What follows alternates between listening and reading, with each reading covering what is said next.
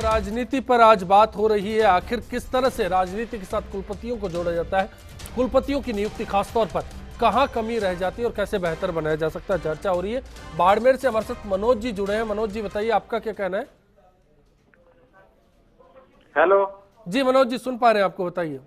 हाँ सर, मेरा एक निवेदन था कि सर सरकार ने 1 साल पहले एनटीटी आंगनवाड़ी पे शिक्षक निकाला था जी, भर्ती निकाली थी सर 1148 पदों पर। जी, तो सर अभी तक वो सरकार बनने के बाद 19 जनवरी 2013 को परीक्षा थी और 17 जनवरी को स्थगित कर दी सर। बिल्कुल मनोज जी, आपकी जो बात है हम लगातार खबरों में उठाते रहेंगे। आज जो मुद्दा हमारा शिक्षा से जुड़ा भले ही है, लेकिन उच्च शिक्षा का ये मामला है। शुक्रिया बिग फैट में जुड़ने के लिए। हम कोशिश करेंगे कि इस चैनल के जरिए, इस मंच के जरिए आपकी बात भी उठाएं। लेकिन फिलहाल जो मसला है कुलपतियों को लेकर, प्रशासनिक दखलंदाजी हर बार बड़ा एक मसला बनकर सामने आती है और हर बार सवाल खड़े होते हैं। खासतौर पर अधिकारों के क्षेत्र को लेकर बात की जाती है, एक दूसरे के अधिकारों में दखल होते हैं।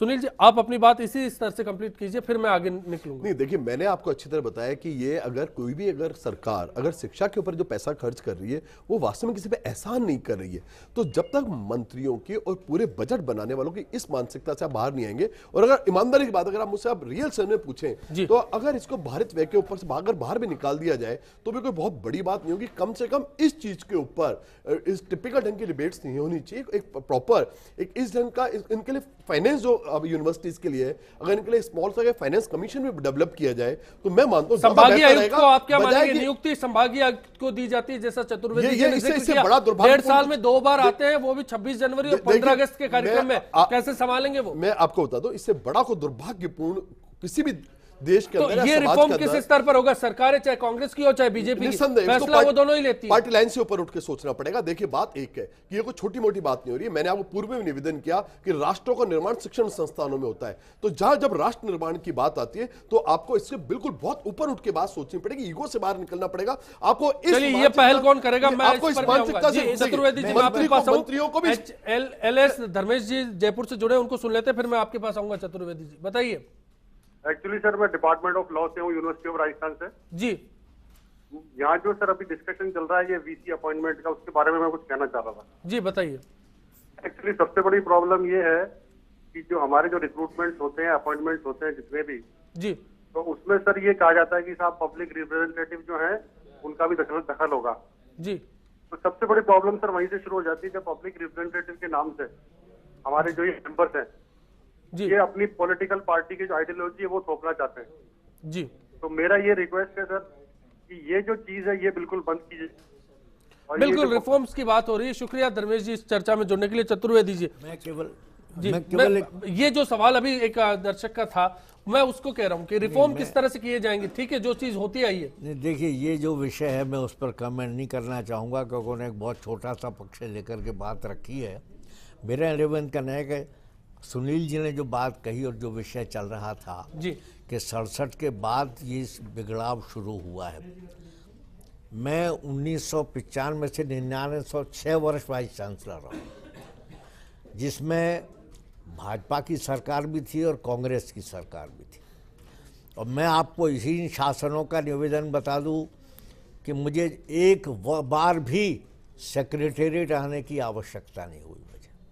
मैं एक बार था, मैं किसी सेक्रेटरी से कभी नहीं मिला। मिलना था तो सेक्रेटरी ही, वो खुद इतने स्वयं इस प्रकार के थे कि वो स्वयं मुझसे आकर के बात करते थे कि आपके यहाँ के, चाहे वो वहाँ कार्यालय में मेरे में आए होंगे, चाहे मेरे निवास पर आए होंगे, या इस प्रकार से किसी कॉमन प्लेस पर आए होंगे। मेरा निवेदन कर रहे हैं कि इसको हम शासन उसके साथ न जोड़ें।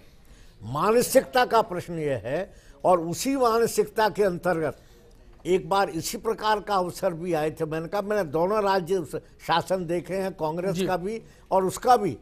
वहाँ जब मेरे को निर्देश दिए गए कि पर्टिकुलर में काम करना है, मैंने वो मना कर दिया और मैंने साथ साथ ये भी कह दिया कि आप अगर निर्देश है तो कुलाधिपति से भेजिए, और कुलाधिपति को भी।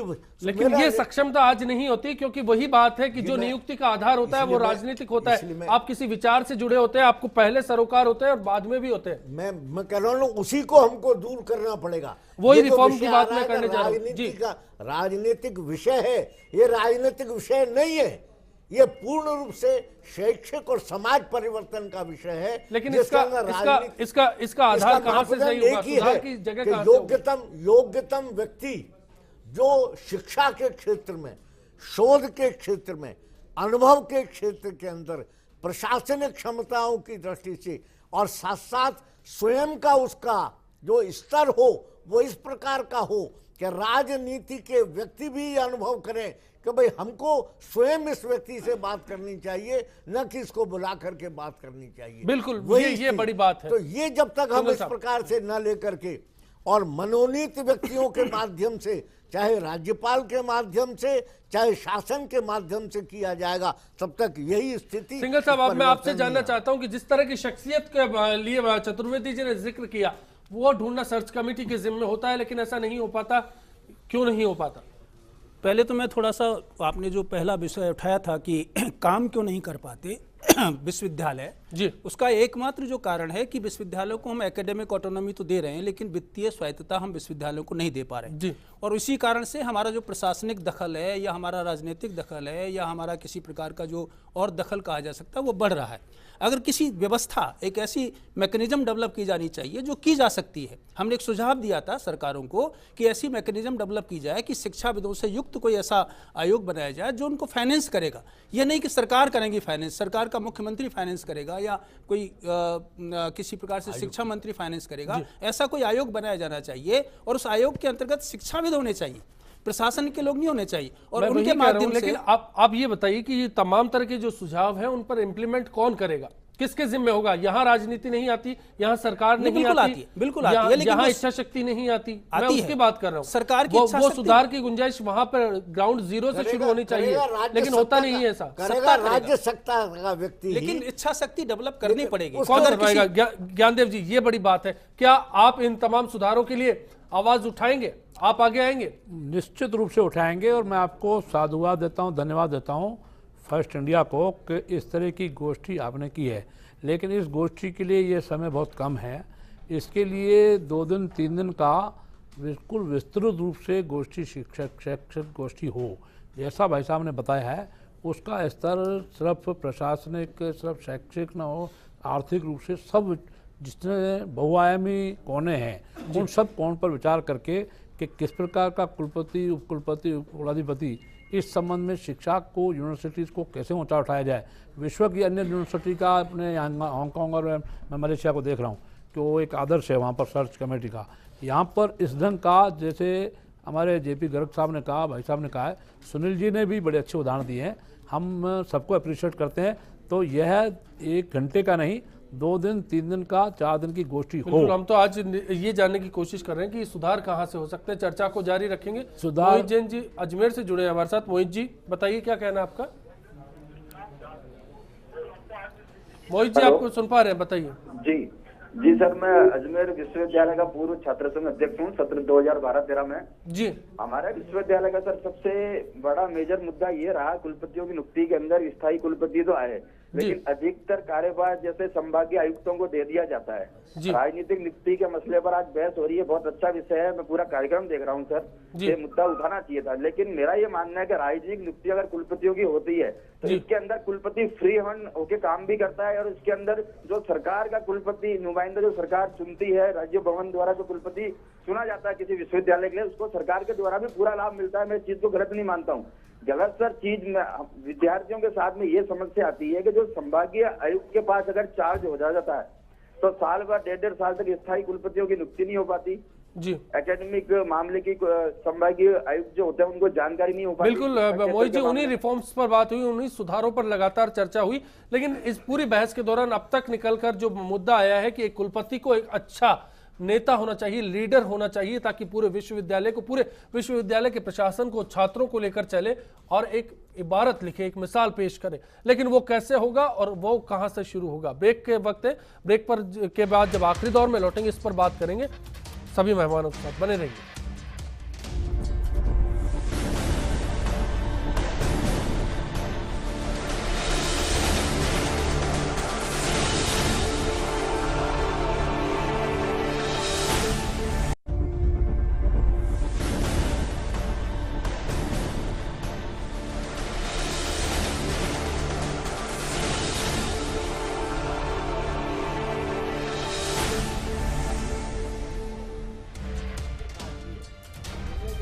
आज हमारा सवाल आपसे था, क्या कुलपति की नियुक्ति राजनीतिक समीकरणों के हिसाब से होनी चाहिए? महज 29% लोग मानते हैं कि राजनीतिक आधार पर ये नियुक्ति हो सकती है, लेकिन 71% एक बड़ा जो मैंडेट है वो मानता है कि कुलपति को निष्पक्ष होना चाहिए, किसी राजनीतिक दखल से कुलपति की नियुक्ति नहीं होनी चाहिए। अगर दर्शकों की ये राय है तो फिर सुधार कैसे हो, शुरुआत कहां से हो? ज्ञानदेव जी, मैं आपसे शुरुआत करना चाहूंगा। इस पर चर्चा काफ़ी हो चुकी है और शिक्षाविदों के लिए जो सर्च कमेटी तय करेगी, और ऐसा बोर्ड जैसा भाई साहब पुरुषोत्तम जी चतुर्वेदी ने कहा, ऐसे बोर्ड वीसी हों कि जो सरकार के आदेश पर न चल करके स्वयं के निर्णय पर, स्वयं विवेक से क्या विश्वविद्यालय के यूनिवर्सिटी के लिए क्या लाभ और क्या हानि का मुद्दा है, और किस प्रकार से इसको हम लोग यूनिवर्सिटी के विद्यार्थियों के, रिसर्च करने वालों के और विश्वविद्यालय के नाम के लिए, उसको विश्वविद्यालय किस प्रकार से नाम हो, इसके लिए काम करेंगे और बोल्डली काम करेंगे। चाहे राजनीतिक शिक्षा मंत्री हों या सेक्रेटरी हों या आयुक्त हों, उनके दबाव में आकर के नहीं, लेकिन स्वयं विवेक से जब निर्णय लेंगे तो इस प्रकार की व्यवस्था में परिवर्तन आएगा। उसके लिए ऐसे उप कुलपतियों का चयन होना अच्छी सर्च कमेटी के द्वारा हो और पूरी गोष्ठियाँ होकर के हों। और वो सर्च कमेटी है, फिर वही मुद्दा आ जाता है। चतुर्वेदी जी, राजस्थान विश्वविद्यालय की बात की जाए तो 2002 के बाद मेरे ख्याल से कोई दीक्षांत समारोह नहीं हुआ, कोई डिग्रियां नहीं बांटी गई। 2002 की डिग्रियां पेंडिंग पड़ी है। कुलपति नहीं होते, एक छात्र के लिए सपना होता है ग्रेजुएट या पोस्ट ग्रेजुएट हो तो एक डिग्री मिल जाए और उसको दीवार पर टाक ले, रोजगार ले ले उसके जरिए, लेकिन वो भी पूरा नहीं हो पाता। ऐसी जो छोटी छोटी बातें हैं वो कुलपति पर टिकी होती है, वो कैसे पूरी हो? देखिए, कुलपति तो के ऊपर तो निर्णय इसीलिए निर्भर करेगा कि कुलपति ही वो नेतृत्व देगा, लेकिन सर्च कमेटी को हमको एब्सोल्युटली फ्री करना पड़ेगा। और वो सर्च कमेटी के अंदर आज जो शासन ने प्रक्रिया अपनाई है, मुझे आश्चर्य होता है। एप्लीकेशंस इनवाइट की जा रही हैं लोगों से, जिनमें एप्लीकेशंस कहा जा रहा है कि आप अप्लाई करिए, वाइस चांसलर के लिए आप अप्लाई करना चाहते हैं तो अप्लाई करिए। आज किस प्रकार नीतियों में चल रहे हैं हम अपने बोर्ड ऑफ मैनेजमेंट में शासन के प्रतिनिधि। एक प्रोविजन किया, एजुकेशन कमिश्नर होगा या फाइनेंस का, मैं पूर्व बताऊं, उनको होगा, और उसके बाद स्थिति है कि उनको फुर्सत नहीं मिलती 5-5 साल तक आने की, और वो अपने डिप्टी सेक्रेटरी या ओएसडी को भेज देते हैं कि ये हमारा प्रतिनिधित्व करेगा। मुझे याद है कि मैंने स्पेशल सेक्रेटरी आया था, उसको भी वापस भेज दिया था कि मैं एक्सेप्ट नहीं करूंगा, अगर आना है तो सेक्रेटरी उस कमिश्नर को फुर्सत हो तो आए। वो मैंने उससे काम होता है। हमारी मनोदशा 80 लाख रुपए सरकार ने काटे, कमिश्नर वाइस उसको चीफ मिनिस्टर को कहा, और चीफ मिनिस्टर ने बुलाकर फाइनेंस कमिश्नर को कहा कि अगर इनका चल रहा है तो आप इनको पैसा तुरंत वापस दीजिए जी। वो वापस भी दिया। तो ये मतलब इस तरह की ये स्थिति बनानी पड़ेगी, उस योग्यता, उस आधार पर आएगी वो योग्यता, वो राजनीतिक समीकरणों से नहीं आएगी। बिल्कुल बिल्कुल सही है। मैं सिंघल साहब आपके पास आऊँ, उससे पहले सुनील जी मैं आपके पास आना चाहूंगा। मैं आपसे जानना चाहूंगा कि जिस रिफॉर्म की हम लगातार बात करते आए, राजनीतिक कहते हैं कि स्तर से ऊपर जाकर सबको एक साथ मिलकर इन रिफॉर्म्स पर बात की जानी चाहिए। सर्च कमेटियों की जहां तक बात है वो निष्पक्ष होनी चाहिए। एप्लीकेशन वाला जो अभी प्रोसेस का जिक्र किया वो नहीं होना चाहिए। तमाम बातें हमारे सामने है। इस बीच में आदर्श कुलपति कैसे निकलेगा? देखिए, बात एक है, आदर्श कुलपति की बात हो तो पहले तो आदर्श विश्वविद्यालयों के बारे में कॉन्सेप्ट बनना चाहिए। यूनिवर्सिटीज की जहां तक बात है तो दो चीजें बहुत ज्यादा इंपॉर्टेंट हैं, एक नॉलेज डिसेमिनेशन और दूसरा नॉलेज क्रिएशन। तो सच्ची बात तो है कि आप पूरे हिंदुस्तान भर की यूनिवर्सिटियों की जो सबसे बड़ी समस्या है वो नॉलेज क्रिएशन में, कि वास्तव में हम नॉलेज क्रिएट कर ही नहीं रहे। और अगर रियल सेंस में अगर हमें वर्ल्ड का टॉप लीडर बनना है, दुनिया का अगर हमें नेतृत्व करना है, तो जब तक हम नॉलेज क्रिएट करने के ऊपर बहुत गंभीरता से बात नहीं करेंगे तब तक कोई नतीजा निकलने वाला नहीं है। आप बिना बात केवल हम विश्व गुरु का कह के केवल गाल बजाने की बात करें, नॉलेज हम कोई क्रिएट नहीं करें, कोई पेटेंट्स हमारे से डेवलप होते नहीं। और उस सबसे पीछे जब सबसे बड़ी बात है कि विजन वाले वाइस चांसलर ढूंढना सबसे इंपॉर्टेंट बात है। अब प्रश्न है कि विजन वाला कोई भी अगर इंसान है तो देखिए, सर्च कमेटी के अंदर एक आप रीड बिटवीन द लाइन पढ़िए आप कि सर्च कमेटी के मायने क्या है। विश्वविद्यालय का कुलपति इतना गरिमापूर्ण पद होता है कि आप उससे अपेक्षा ही नहीं रख सकते कि वो आपके आके अप्लाई करेगा। अगर अप्लाई कर रहा है तो वो उस गरिमा के अनुरूप है ही नहीं। तो इसलिए जो मूल भावना है इस सर्च कमेटी की, वो मूल भावना ये है कि वो जो सर्च कमेटी है वो एक निष्पक्ष सर्च कमेटी होगी। वो कैसे बनेगी? देखिए, मेरी बात सुनिए। पहली बात तो राजनीतिक दलों को इस लालच से बाहर आना होगा कि वो अपनी विचारधारा इस माध्यम से विश्वविद्यालय युवाओं के ऊपर आरोपित करने की चेष्टा भी नहीं करें। देखिए अच्छे से समझ लीजिए, इससे कोई लाभ भी नहीं होता है। अगर केवल करना है